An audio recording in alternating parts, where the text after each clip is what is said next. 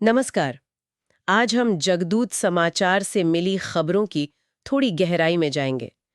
सिर्फ हेडलाइंस नहीं, बल्कि उनके पीछे क्या है वो समझने की कोशिश करेंगे।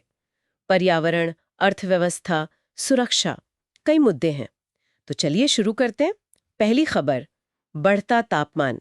कई राज्यों में आग लगने की चेतावनी भी है, कुछ जलाने पर पाबंदी भी। ये बस मौसम की बात है या कुछ और? हाँ, ये बढ़ता तापमान ये वाकई चिंता की बात है। खबरें बता रही हैं कि खास तौर पर मध्य और पश्चिम भारत में हालत थोड़ी ज्यादा गंभीर है। पानी की कमी का भी जिक्र है। अच्छा। और प्रशासन जो तुरंत कदम उठा रहा है, जैसे ये जलाने पर रोक, हाँ। ये दिखाता है कि वो क्लाइमेट चेंज के जो तात्कालिक असर हैं, जैसे अचानक आग लगना, उसे गंभीरता से ले रहे हैं। तो ये सिर्फ एक सीजनल बात नहीं लगती, ये एक बड़े पैटर्न का हिस्सा लग रहा है। सही। अच्छा, और अर्थव्यवस्था के मोर्चे पर क्या चल रहा है? नए बिजनेस कानून और इंफ्रास्ट्रक्चर प्रोजेक्ट्स की बात है। कुछ तेजी आई है इनमें? हाँ, देखिए, जो नए कानून हैं उनका मकसद तो बिजनेस करना आसान बनाना है। सूत्रों के हिसाब से खासकर छोटे और मीडियम बिजनेस के लिए वो रजिस्ट्रेशन और नियम कानून का बोझ कम करने पर जोर है। ओके। और साथ ही इंफ्रास्ट्रक्चर में खबरों में जिक्र है कि गांव की सड़कें और सिंचाई नहरों का काम तेज हुआ है। अच्छा, सिंचाई वाला मुद्दा भी है। हाँ, बिल्कुल। किसानों के लिए बेहतर सिंचाई और नई तकनीक की बात भी इसी से जुड़ती है। ये सब मिलकर लगता है कि कृषि उत्पादकता बढ़ाकर ग्रामीण अर्थव्यवस्था को मजबूती देने की कोशिश है। तो ये सब एक बड़ी आर्थिक रणनीति का हिस्सा लगता है। हाँ, ऐसा ही लगता है। एक व्यापक कोशिश नजर आ रही है। और सुरक्षा के लिहाज से सीमा पर सेना की तैनाती, अभ्यास, ये खबरें भी हैं। जी, तैनाती बढ़ाना और अभ्यास करना ये तो खैर नियमित प्रक्रियाएं हैं। हाँ, वो तो है। लेकिन इस बात खबरों में कुछ खास, मतलब सेंसिटिव इलाकों का जिक्र है सीमा पर। ओह, अच्छा।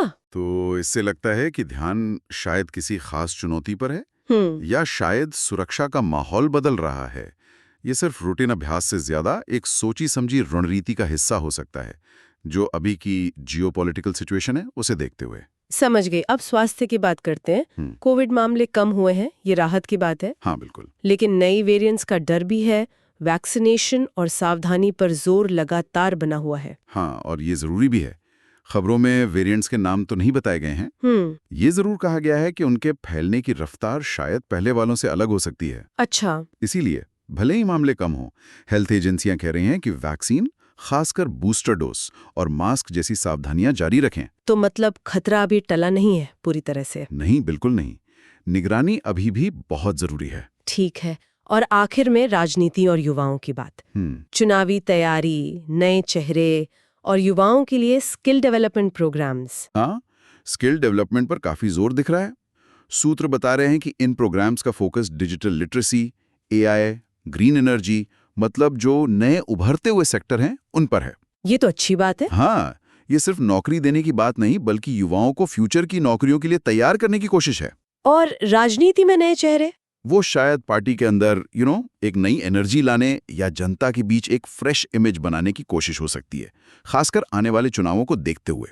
तो अगर हम इन सारी खबरों को एक साथ देखें, ऐसा लगता है देश कई मोर्चों पर एक साथ काम कर रहा है, संतुलन बनाने की कोशिश कर रहा है। बिल्कुल।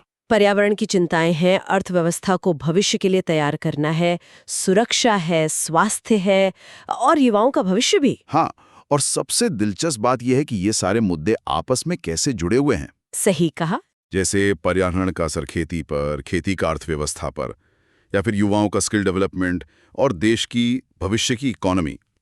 खबरें देखकर लगता है कि नीतियां बनाते वक्त इन आपसी कनेक्शंस का ध्यान रखा जा रहा है। इससे देश की जो प्राथमिकताएं हैं और जो चुनौतियां हैं, उनकी एक मिलीजुली तस्वीर सामने आती है। बिल्कुल।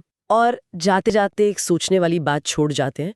हमने देखा कि नए कानून, इंफ्रास्ट्रक्चर, स्किल डेवलपमेंट, इन सब पर बहुत जोर है। हाँ, भविष्य की तैयारी दिखती है इनमें। तो इन ट्रेंड्स को देखते हुए अगला बड़ा फोकस या बदलाव किस क्षेत्र में हो सकता है, ये सोचने वाली बात